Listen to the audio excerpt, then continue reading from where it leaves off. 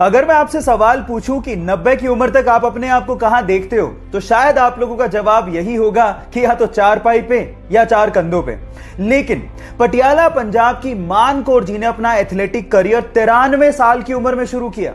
सुबह सुबह 6 बजे उठकर 20 किलोमीटर दौड़ लगाना, और वो भी उस उम्र में, काबिले तारीफ था। और उसके बाद उन्होंने हिंदुस्तान को 100 मीटर रेस में, 200 मीटर रेस में, 400 मीटर रेस में और जेवलिन थ्रो में ना सिर्फ रिप्रेजेंट किया, बल्कि गोल्ड मेडल तक जीत के दिए।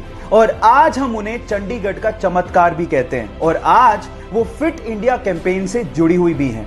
अपने जज्बे से हिंदुस्तान का नाम रोशन करने वाली मान कौर जी को मैं सलाम करता हूं।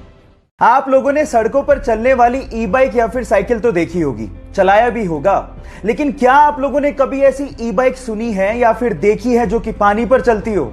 जैसा आपका भी रिएक्शन है वैसा मेरा भी था। लेकिन यह बात सच है, रशिया ने एक ऐसी ई बाइक बना ली है जो कि पानी पर चलती है। एक्चुअली वो कार्बन फाइबर से बनी है, इसलिए बहुत ज्यादा हल्की है और इसमें एक छोटा सा इंजन लगाया गया है जिससे पैडलिंग बहुत ज्यादा स्मूथ हो जाती है और उसके बाद आप इसे पानी में बहुत तेजी से चला सकते हो। और इसे हाइड्रोफोइल ई बाइक भी कहते हैं। आई एम तो सो एक्साइटेड, जिस दिन मुझे ई बाइक दिखी मैं उसे जरूर ट्राई करूंगा। लेकिन क्या आप लोगों को ये ई बाइक दिखेगी तो आप ट्राई करना पसंद करोगे? चैट सेक्शन में लिखना मत भूलिएगा। एक बार रतन टाटा अपने सहयोगियों के साथ जर्मनी के एक होटल में खाना खाने गए। उनके सहयोगियों ने वहां पर थोड़ा ज्यादा खाना ऑर्डर कर दिया था। खाना सबने खा लिया था, लेकिन फिर भी टेबल पे 1/3 खाना बचा रह गया। जब वो पेमेंट करके जाने लगे तो एक बूढ़ी औरत ने उनसे कहा कि हम आपसे बहुत नाराज हैं क्योंकि आपने खाना बर्बाद किया है। इस पर उनके सहयोगियों ने कहा कि हमने खाने का पूरा पेमेंट किया है, आप कौन होते हो कहने वाले। इस बात से गुस्सा होकर उसने एक जर्मनी के एक ऑफिसर को कॉल लगा दिया। वहां पर जब ऑफिसर आया और उसने जब पूरी बात सुनी तो उसने 50 यूरो का जुर्माना ठोकते हुए कहा कि खाना उतना ही ऑर्डर करो जितना खाया जाए। भले तुम्हारे पास पैसे हों, लेकिन ये संसाधन पूरे समाज के हैं। गाइस, आज भी हिंदुस्तान में हर दिन 40% खाना वेस्ट किया जाता है। और यह भी एक सच्चाई है कि हर दिन 19 करोड़ लोग बिना खाना खाए सोते हैं।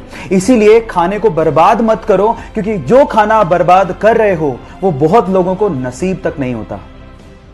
आज की सुपर फास्ट लाइफ में टाइम की बहुत कीमत है, लेकिन जब यही टाइम ट्रैफिक जैम में खराब होता है तो सच बता रहा हूं, बुरा भी बहुत लगता है। लेकिन अब इसी प्रॉब्लम से निजात दिलाने के लिए आगे एक नई टेक्नोलॉजी जिसका नाम है हाइपर लूप टेक्नोलॉजी, जिसमें हम लोग स्टील के वैक्यूम ट्यूब्स में कैप्सूल जैसे छोटे छोटे पोर्ट्स में 1200 किलोमीटर पर आवर की रफ्तार से एक जगह से दूसरी जगह ट्रैवल कर पाएंगे। यार, इमेजिन करते ही साईफाई मूवी जैसा फील आने लगता है, लेकिन ये सच भी है। इंडिया में तो मुंबई से पुणे तक इसका काम भी शुरू हो चुका है। जहां पहले मुंबई से पुणे में जाने में 3 घंटे का टाइम लगता था, इसके बनने के बाद मात्र 30 मिनट लगेंगे। अब दुनिया बदलने वाली है, तैयार हो जाओ सुपर फास्ट भागने के लिए। एक बार बहुत सारे मेंढक जंगल से जा रहे थे। अचानक से 2 मेंढक पैर फिसलने की वजह से दलदल वाले खड्डे में फंस गए। अब वो बाहर निकलने की कोशिश कर रहे थे, लेकिन निकल ही नहीं पा रहे थे। इतने में बाकी मेंढकों ने कहना शुरू किया कि इस खड्डे से बाहर निकलना मुश्किल ही नहीं, नामुमकिन है। यह सुनकर तो एक मेंढक हिम्मत ही हार गया और दलदल में फंसकर उसने अपनी जान गंवा दी। लेकिन दूसरे मेंढक ने हिम्मत नहीं हारी, वो कोशिश करता रहा और फाइनली उस खड्डे से बाहर निकल गया। इतने में बाकी मेंढकों ने उससे पूछा कि तुमने क्या हमारी आवाज नहीं सुनी थी, तुम कैसे बाहर आ गए? तो उसने कहा कि मुझे अच्छे से सुनाई नहीं देता, मुझे तो गहरे खड्डे में यह लग रहा था कि आप लोग मुझे प्रोत्साहित कर रहे हो, इस वजह से मैं बाहर आ गया। अब गाइस, यहां सीखने लायक बात यह है कि तुम ये काम नहीं कर सकते, इसको देखने के 2 नजरिए हैं। पहला, मैं ये काम नहीं कर सकता इसलिए हिम्मत हार के बैठ जाऊं। लेकिन दूसरा, ऐसा क्या काम है जो मैं नहीं कर सकता? नजरिया बदलिए, जिंदगी अपने आप बदल जाएगी। जहां एक और कोरोना वायरस पूरी दुनिया के 32 से ज्यादा देशों में अपने पैर पसार चुका है, वहीं पूरी दुनिया के शीर्ष नेताओं से लेके शाही परिवार तक हमारी भारतीय संस्कृति को फॉलो कर रहे हैं। वो हैंडशेक की बजाय नमस्ते कर रहे हैं। पूरी दुनिया में भारतीय संस्कृति की तारीफ हो रही है। इसमें अमेरिका के राष्ट्रपति, फ्रांस के राष्ट्रपति, इजराइल के प्रधानमंत्री, जर्मनी की चांसलर से लेके ब्रिटेन का शाही परिवार शामिल है। और सबका यही कहना है कि अगर हमें कोरोना वायरस से जंग जीतनी है तो इसमें भारत का नमस्ते एक बहुत बड़ा हथियार साबित हो सकता है।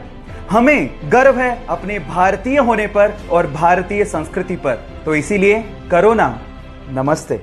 कोरोना वायरस जैसे जैसे दुनिया में अपने पैर पसार रहा है, लोगों में उसका डर भी बढ़ रहा है और कुछ लोग इस डर का फायदा भी उठा रहे हैं। जैसे कि सैनिटाइजर्स अपनी कीमत से डबल कीमत में बेचे जा रहे हैं, मास्क कालाबाजारी हो रही है और बहुत सारा जरूरत का सामान महंगे दामों में बेचा जा रहा है। जहां एक और ये लोग फायदा उठा रहे हैं, वहां कुछ लोग आपकी मदद भी कर रहे हैं, जैसे कि वेदांतु लर्निंग ऐप। गाइस, पढ़ना जरूरी है, बाहर जा नहीं सकते, तो इसका पूरा ध्यान वेदांतु ने रखा है। वेदांतु ने क्लास 1 से लेके क्लास 12 तक अपने सारे लेक्चर्स और live sessions free of cost कर दिए हैं। बहुत बड़ी बात है। अब पढ़ाई का डर नहीं, वेदांतु लर्निंग ऐप कर लिया है मैंने डाउनलोड, अब कोई फिक्र नहीं।